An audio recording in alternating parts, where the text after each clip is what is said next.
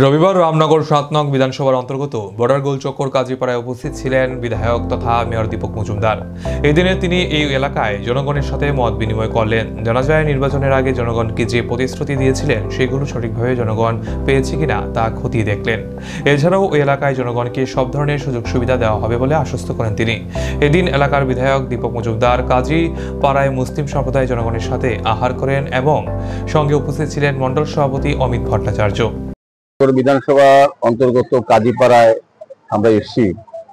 নির্বাচনের আগেও আমি এলাকায় বেশ কয়েকবার এসেছিলাম, ওদের সঙ্গে কথা বলেছিলাম। ওনারা আমাকে আমি ওদের কাছে ভোট চেয়েছিলাম, দোয়া চেয়েছিলাম, আশীর্বাদ চেয়েছিলাম, কাজ করার সুযোগ চেয়েছিলাম।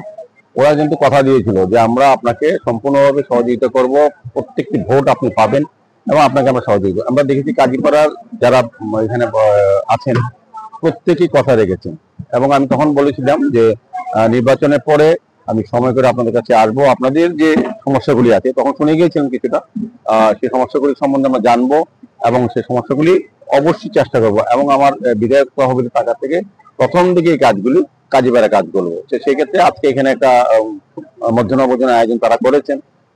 আগেও আমি এসেছি তাদের সঙ্গে, প্রায় সময় আমরা বসি। খুব ভালো লাগে। দুর্গাপূজার প্রাক্কালে শারদীয় উৎসবে রামনগর বিধানসভা একটা বিশেষ জায়গা, যেখানে জাতি ধর্ম বর্ণ সবাই পূজা অংশগ্রহণ করি, আমাদের একটা পরম্পরা। এবং রামনগরে অনেক সংখ্যালঘু অধিবাসী লোক আছে, সংখ্যাগুরু আছে, সব